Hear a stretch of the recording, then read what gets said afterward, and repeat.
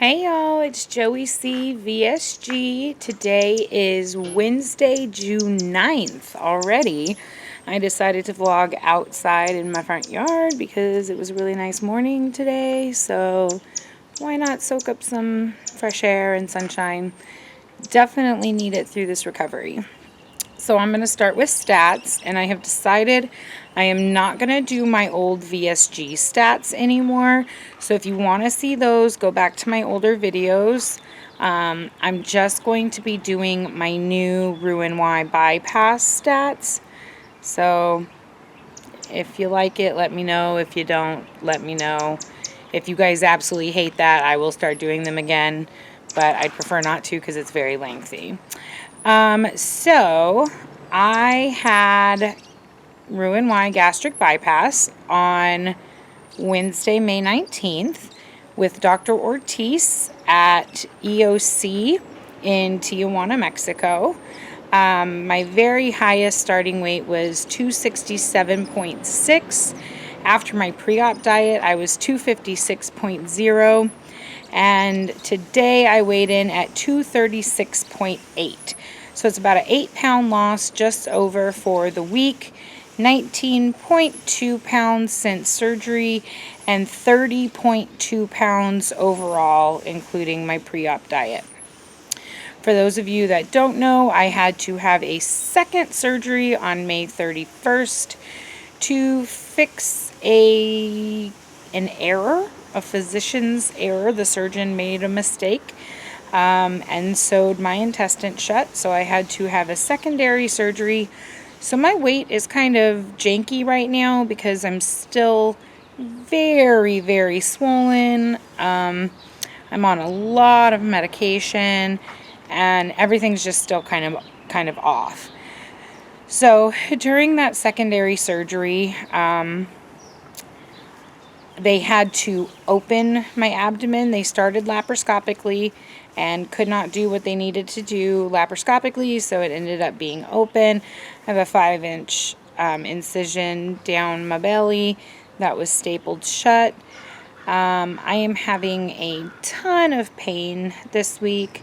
It's just pretty much gotten worse since I was released from the hospital and got off IV pain medication.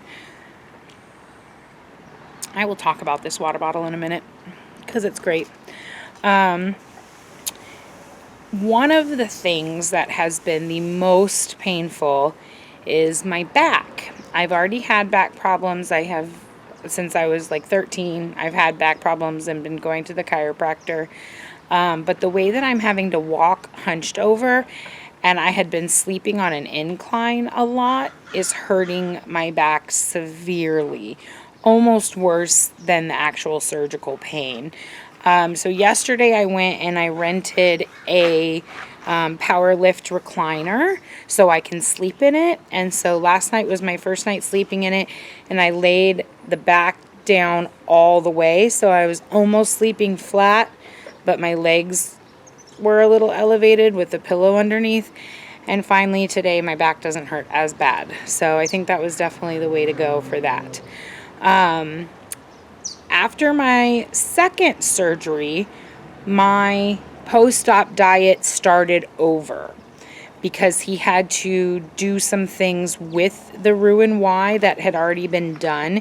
He had to make new connections and things like that. I had to start my post-op diet over. So Monday was week 1 of clear liquids, and it started my second stage of full liquids. So now I can have my protein shakes and watery soup and stuff like that. I made sugar-free Jell-O with a protein powder called Gin Pro. It is a flavorless, completely just nothing protein powder, and you can add it to anything. So I actually added it to my Jell-O. I believe each scoop has 15 grams of protein. And I'm not eating the entire box of homemade Jell-O at once, but at least when I do eat a few bites, I am getting a little bit of protein with my Jell-O. I've really only been eating Jell-O popsicles and protein shakes. I need to increase my intake. I have zero appetite. I have zero desire to eat.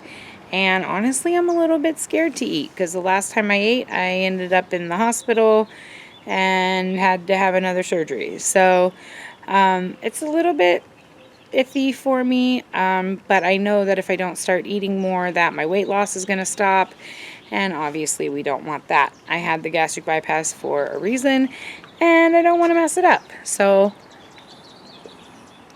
I do really need to start eating more. I get my fluids in absolutely no problem. Absolutely no problem. I've always been a really big water drinker. This is my jug that I carry around with me literally everywhere. I do not leave the house without it.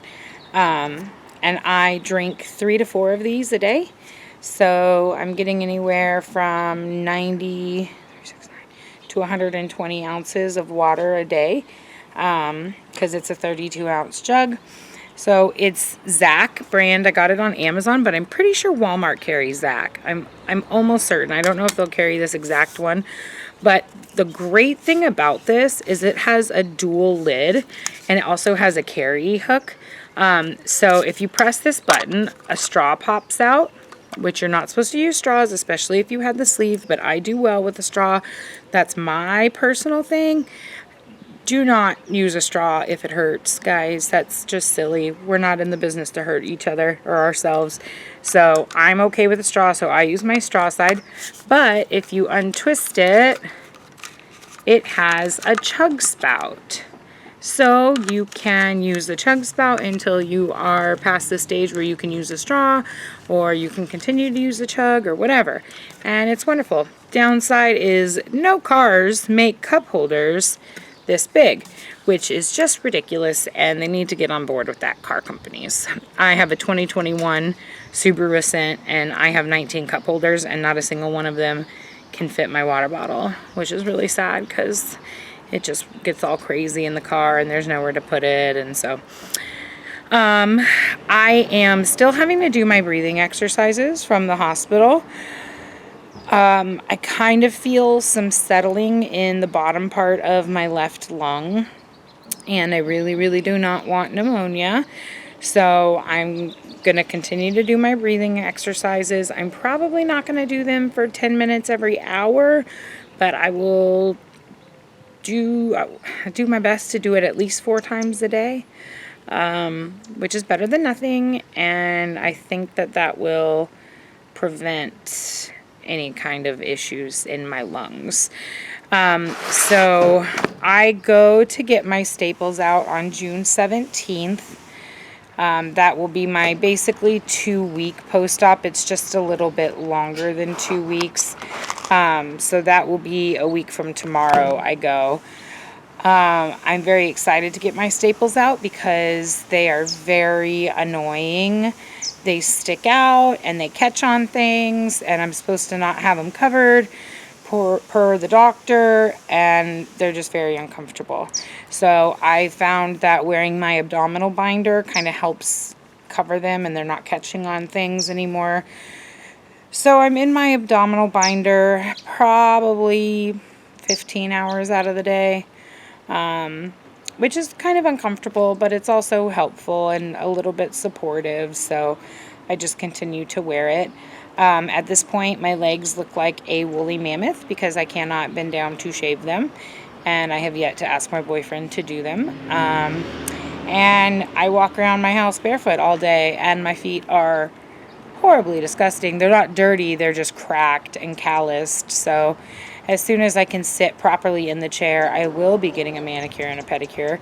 If you guys have followed me, you probably have noticed that my nails are always done, and they are not done right now because I can't sit right because I'm in so much pain. So yeah, that really needs to happen.